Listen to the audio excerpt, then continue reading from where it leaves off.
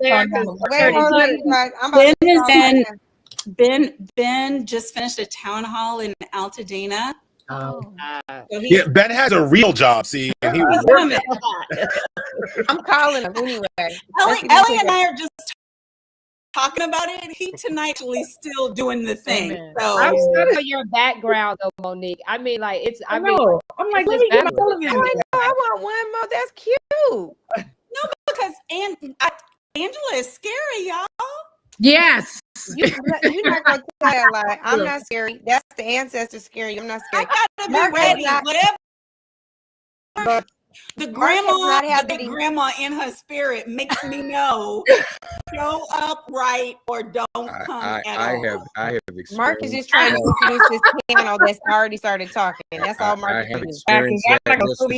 Mark, stop that. That is not true. Mark got loved on, and Mark put me in my place. I'm going to speak up for Angela Cole, which is the inner Dr. Janetta Vesh Cole that lives inside of Angela.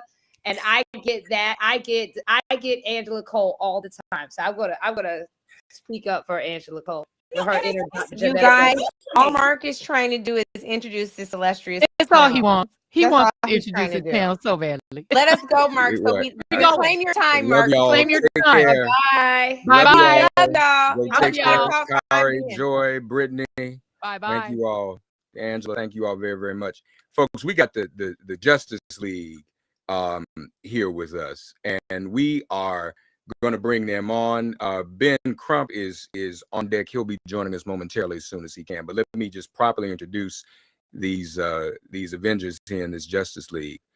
I think that's a mixed metaphor, Ellie, because the Avengers and Justice League are two different. One is DC and one is Marvel. But we can do what we want to do. We can do it all together.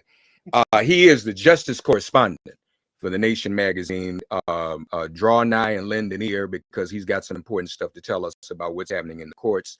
And of course, well-known trial attorney, crisis manager, and host of her own show as well, the Dr. Monique Presley. We are so glad to have you both here. And folks, again, stateofthepeople.media. Spread the word. Share this stream with your friends and family. Wake them up. You know, we can sleep when we're dead. We'll be with you for the next 20 now, 1 hour under our belt. Take it away, Ellie and Monique. Well, I want to introduce Ellie again, because for all of the things that were just said, y'all don't know what we say behind Ellie's back, but I said it to like 54 people tonight, and I was like, I don't have time to learn how to be a constitutional lawyer. Ellie better be in my session, and it just brings me to such appreciation, is all I really want to say, for all of the various gifts and talents that we've just already seen on display tonight. And I know that I don't have to stretch you to get you to agree, Ellie, but that first panel, man, was that amazing. Thank you, Carrie. Thank you, Joteka. Thank you, Joy. Thank you, Brittany.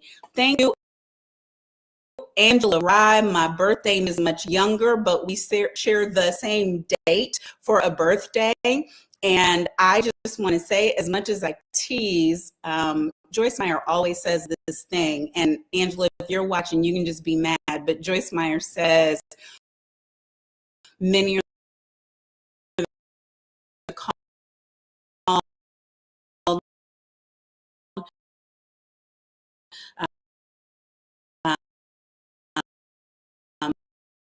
but the chosen are few, which is Bible. But the line she adds is,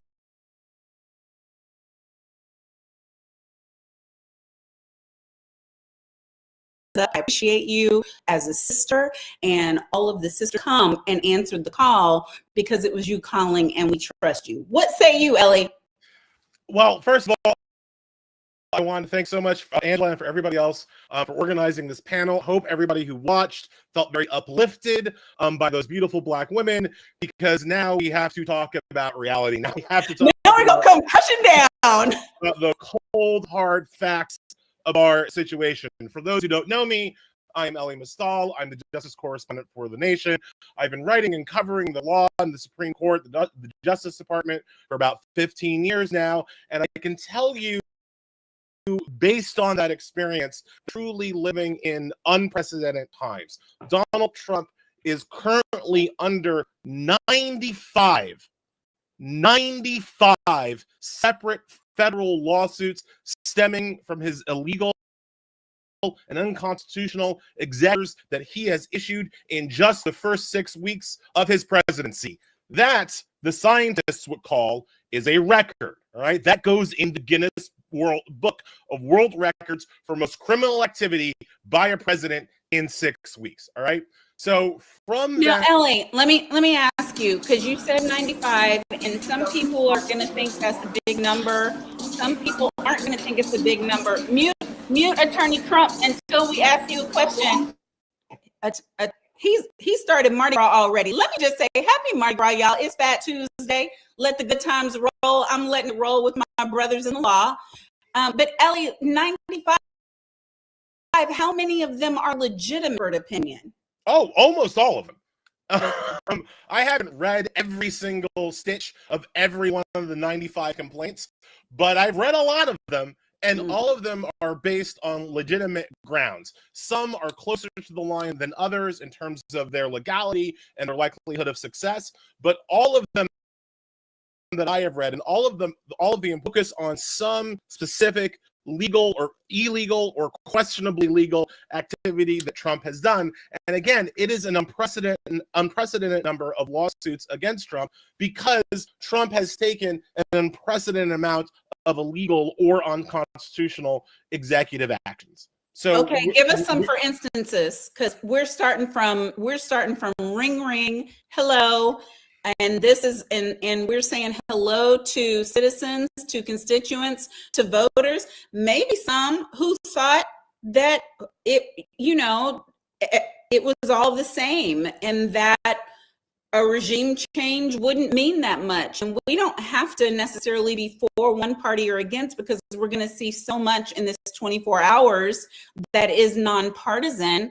But we know when we getting stabbed in the back and kicked in the butt and slapped in the face all at the same time.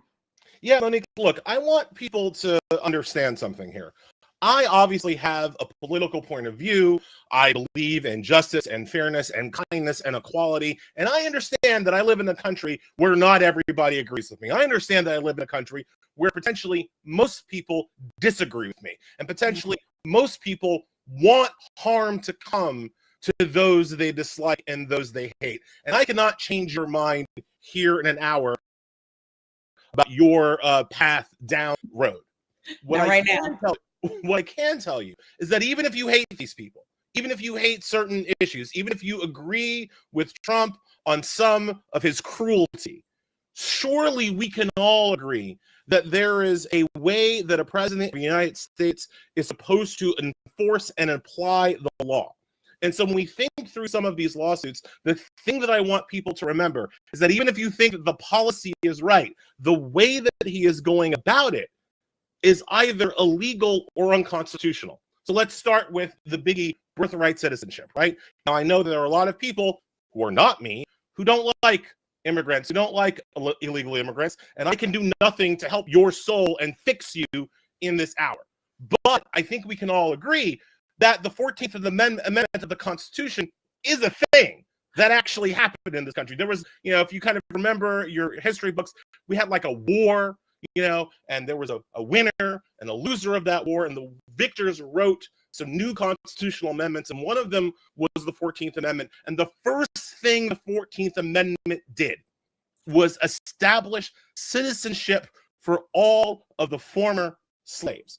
And they did this by inventing an entirely new thing in American history up to that point. The concept of a federal citizen, a citizen of the United States of America. Prior to the 14th Amendment, citizenship flowed up from the states. So you weren't a citizen of the United States, you were a citizen of New York or South Carolina or Georgia. And if you can imagine the former enslaved people, you didn't get to be a citizen of Georgia or South Carolina if you were an African. right? So the 14th Amendment said, you know what? We're not going to let Georgia decide who gets to be a citizen or not. We're not going to let South Carolina decide who gets to be a citizen or not. We're going to create a new thing called a federal American citizen, and we're going to make sure that that is protected in the Constitution. When Donald Trump says that he's taking away birthright citizenship, that is what he's taking away. So you might have an issue with so-called illegal immigrants. You might have an issue with out-of-status people. You might not like them. And again, I can't help you there. But surely you can understand that taking away the foundational basis of citizenship for all African Americans in this country might be a problem. And that is what his birthright citizenship executive order does. It tries to change the terms of the 14th Amendment via executive order without a consummate to change the 14th Amendment. And that is why he's being sued multiple times over that. And that is why I think even with this Supreme Court, he is most likely to lose those cases, because that executive order is facially and banally unconstitutional. Well, I'm glad that you said that, Ellie, because I think lots of times people think whatever it is that's happening is happening to somebody else, and it's not happening necessarily to us. But I'm going to bring Attorney Crump in because we don't want to just have dinner with you, Ben. We hungry too. We need you to come on in. And I know that you are working hard for us. I watched practically all of the town hall in Altadena today. So I think, Ben, if you could just start for us there, because is there even a civil rights division anymore in the Department of Justice? And do they intend to do anything at all to uphold our constitutional rights and privileges? And what are you seeing out there in the street? Well, there's so many things that they have taken away from us that we, quite frankly, thought were fundamental. We literally believe, like Ellie was just saying, that the 14th Amendment made birthright citizenship absolute. And I do agree. I think it's going to be struck down by the courts, his efforts on this latest have an executive order. But I will say this before I answer your question directly, Monique, and that is the fact that what he is doing is going to test the elasticity of the United States Constitution. And I am not so sure, unless we fight like hell, that it will ever regain its former dimensions. And that's what's at stake here. When we talk about the Department of Justice, and historically, when we think about the civil rights era with Dr. King and John Lewis, it was President Kennedy and President Johnson turning to the Federal Department of Justice to come and make sure that the states did not trample on the constitutional rights of Black citizens, brown citizens, Native citizens, any citizen that was being marginalized. But now, when we think about how they've weaponized the Department of Justice, I don't know, as I sit here today on March 3rd, 2025, if we have a civil rights division in the Department of Justice. You cannot say that with a straight Ben, face. Ellie knows, and I know, and we don't. And listen, I would really like for you to, because I was in so many of these meetings with you, and I just want to thank you. I want to tell everybody who's watching, I'm on the screen with some of my own kind of giants and personal heroes in different lanes. And Ben, when we were trying to get the George Floyd Justice and Policing Act passed, we were on Capitol Hill with the Floyd family, with the Garner family, we with the Brown family, and promises were made and promises were not kept. And I'm not going to go by the wayside today, but what I want to say is, even after all that happened, in the last administration, we had a real champion in Kristen Clark, and we had one of the most successful, progressive, forward-moving civil rights divisions of the Department of Justice ever. You know, and I think we all were there to wish her well at the end of December, early January, whenever it was. The Depression has kicked it out of my mind.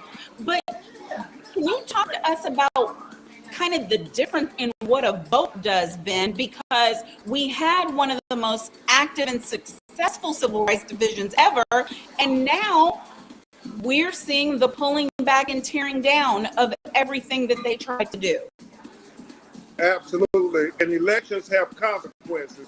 And we have to remind people of that over and over and over again. But just like you, Monique, Kristen Clark was a real champion for justice. She was a force of nature. Ellie, under this Biden-Harris administration and Kristen Clark fighting with the leverage she had been granted by Merrick Garland, Attorney General, she went and did something I had never seen done in my whole career. She was prosecuting police for killing black people. We didn't even have that during the Obama administration. And not only was she prosecuting them, she was getting convictions, something we would never get. Even if they did a prosecution, it was such a laissez-faire attempt that they just got away with it. And they say, oh, well, we tried, but not Kristen Clark, George Floyd, Ahmaud Arbery, Breonna Taylor, the plea she got out of that there, Tyree Nichols, the conviction she got out of that. I mean, she was extraordinary in making black people believe that we could get equal justice under the law. And so now I am just shocked and heartbroken. All the strides we made, they're starting to pull them back. Like, even though we didn't get the George Floyd Justice and Policing Act passed, we got intermittent progress with such things as the DOJ keeping the database that said we get track these bad cops, these cops that had engaged force, that had brutalized our people, who had lied on police records like they did with Breonna Taylor. We had a database of that. And what's the first thing they do, Ellen? They go and they take down the database. So now we're having to start from scratch and say, well, this officer that just recently killed this next black hashtag, did they have a history? Did they have a previous complaints and so forth? And so I remind everybody, elections have real consequences. And I'm so troubled. I'm so troubled as I talk to two people who I know are brilliant and courageous, which is an important conversation. We have a lot of brilliant people, but they lack the courage to stand up and speak truth to power. And if we're speaking truth, a lot of people who, for whatever reason, our community want the Vice President Harris ticket, man, these private prisons that the stock prices going up, who do you think they have intended to fill those prisons? It's going to be for people of color first. And then, as our sister Michelle Alexander said, if they can't fill them up with enough black and brown people, then they'll go to the point of white people. But do believe they're going to start criminalizing us in ways we have never seen before, because they want these private prisons to be filled. And so we have work to do, brothers and sisters. Ben, don't leave us. I got two questions for Ellie, and then I want to come back to you. But I gotta, my sister Reese with the receipts, Reese Colbert, because when you started talking, Ben, about this prison pipeline and what they're doing, of the correctional system, and they mean for us to be the labor. Don't get it twisted. This immigration game that they're running, this thing that they're doing, they're gonna collect all the brown and then they're gonna move to the black, and it's all about a workforce. That's why this Guantanamo Bay lawsuit is so important. But my two questions for you, Ellie, because I'm concerned, and you answer all my questions when I'm concerned. Ellie, I'm concerned first about the fact that we can have a Kristen Clarke, a person who's appointed, qualified, capable, justice seeking, all the things, and a Black woman, not gonna skip that, but a singular person who can so importantly turn the tide of justice forward that we see all kinds of things happen that have never happened before.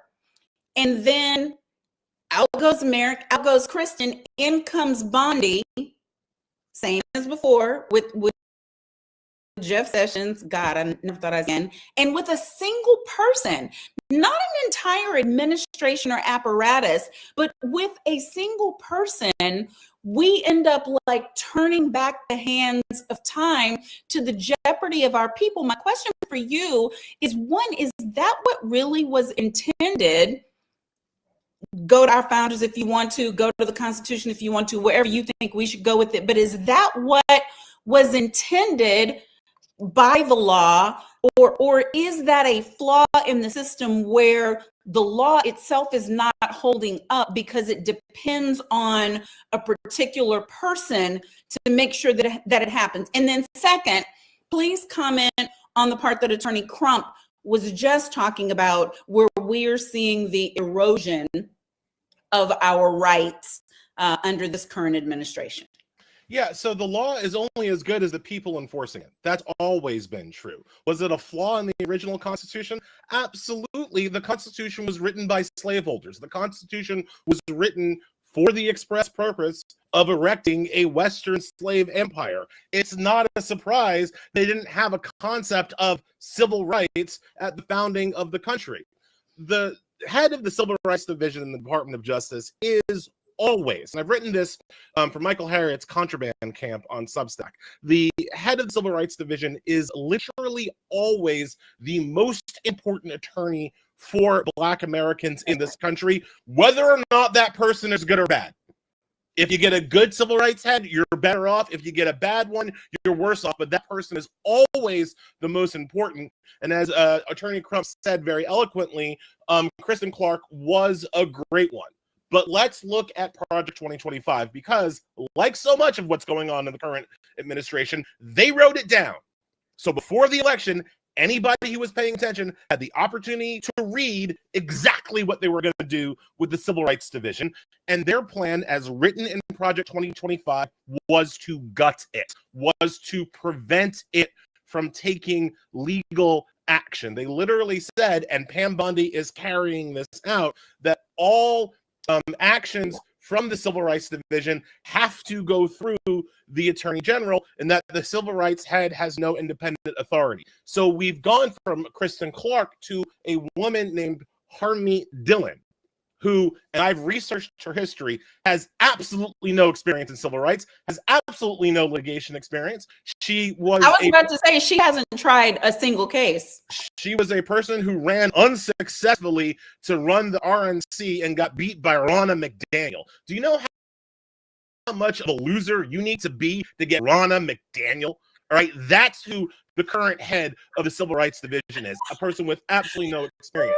But when you put a person with no experience and no desire and no will in that position, what you do is have critically lack of enforcement of civil rights throughout the country, right? So I know there are a lot of people who were watching the stream who were underwhelmed by the Biden's administration's response to George Floyd and his ability to do anything to stop killer and brutal cops from terrorizing and harassing us. I was underwhelmed. I wrote a lot about how underwhelmed I was with the Biden administration.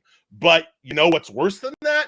The Trump administration and Bondi and Harmeet Dillon. Because the key difference here is that any individual attorney, Ben Crump, you name it, can go after a single cop, can try to bring a single brutal cop to justice. Sometimes they win. Sometimes Derek Chauvin spends the rest of his short-ass life in jail. Sometimes they lose. But any single attorney can bring down a cop.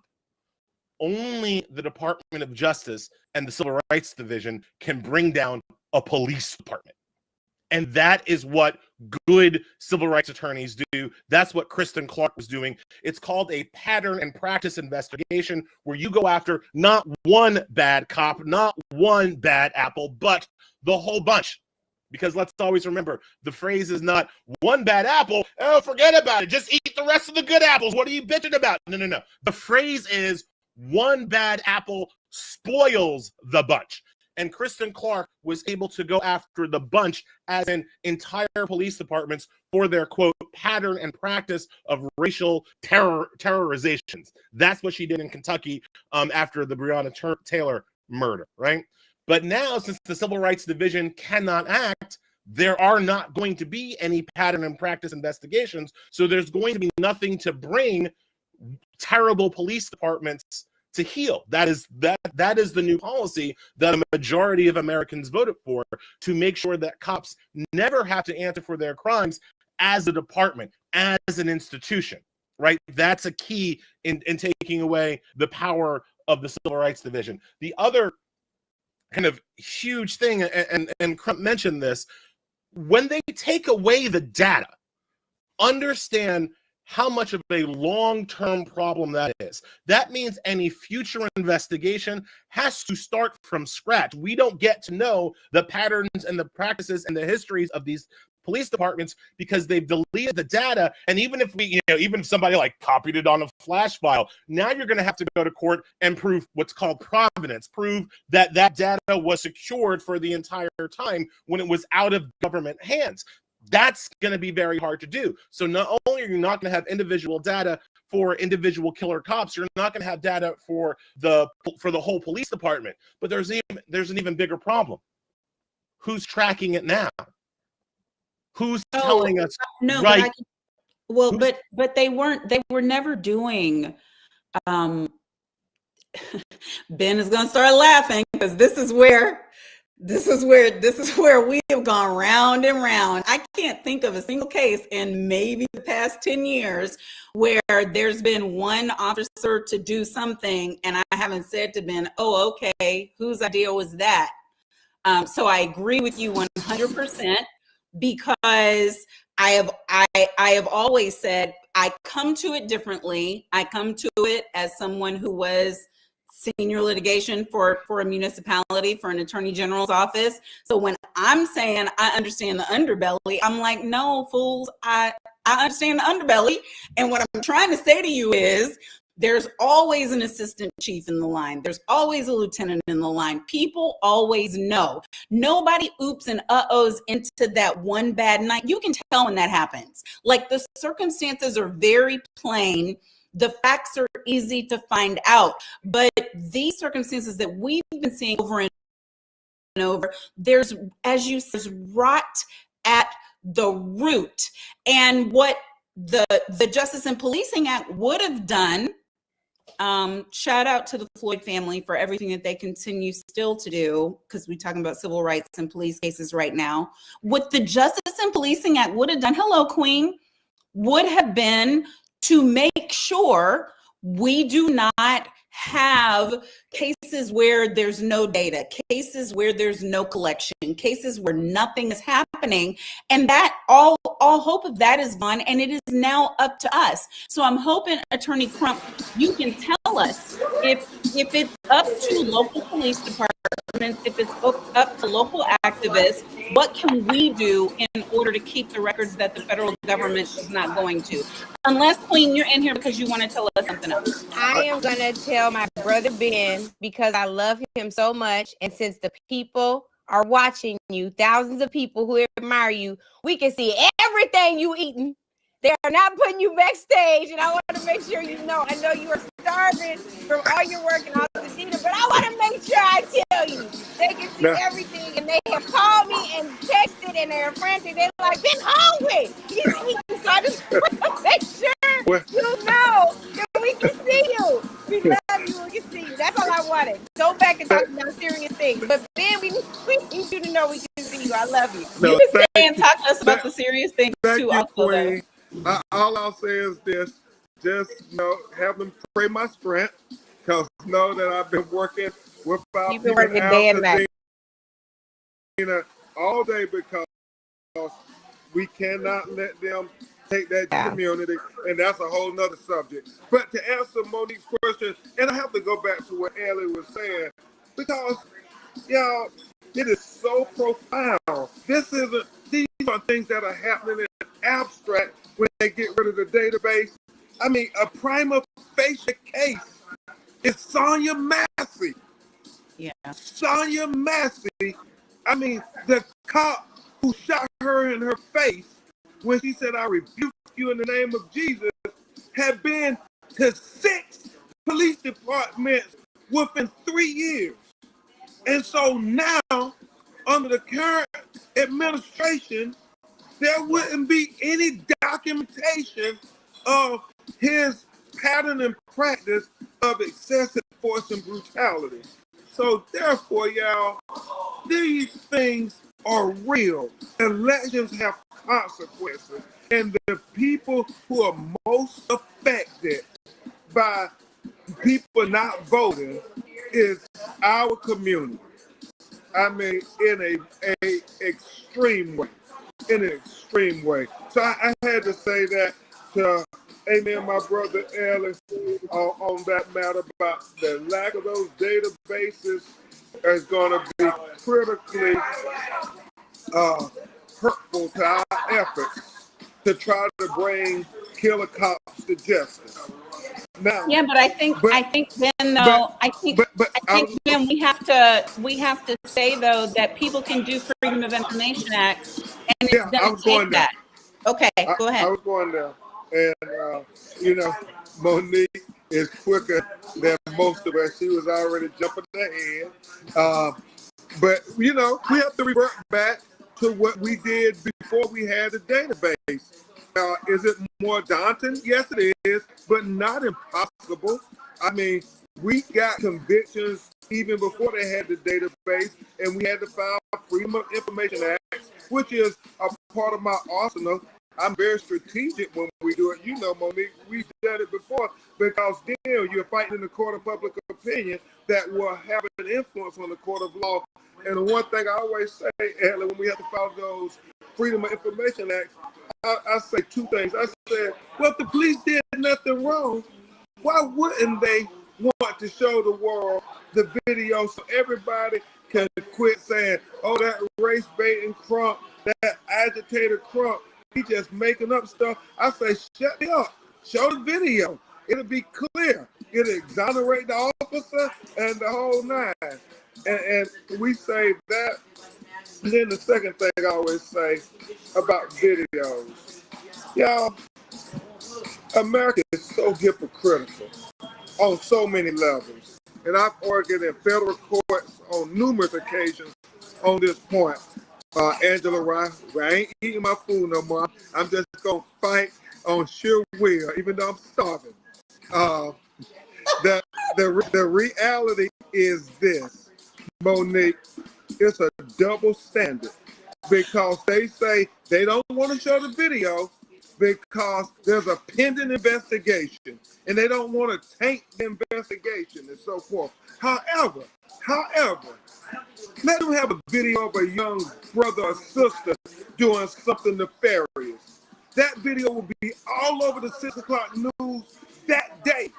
But yet, when it's the police doing something nefarious or violating the policy, they make us wait 6 months, a year, 2 years. They try to do this delay, where nobody even remembers the dead, innocent black person who was shot in the back, saved their family. And that's why we have to be very strategic, and we have to be very consistent with filing these Freedom of Information Acts, and then sharing the information on the databases, making sure we communicate. Well, we used to have it with the Washington Post. I don't know if they're going to do that anymore, but they used to help us with keeping the database. We'll probably have to turn to the Guardian, turn to our black newspapers with the National Newspaper Association.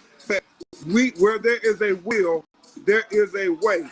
With this social media, Monique, these young, brilliant brothers and sisters, we can find a way to document every state where they have a police killing.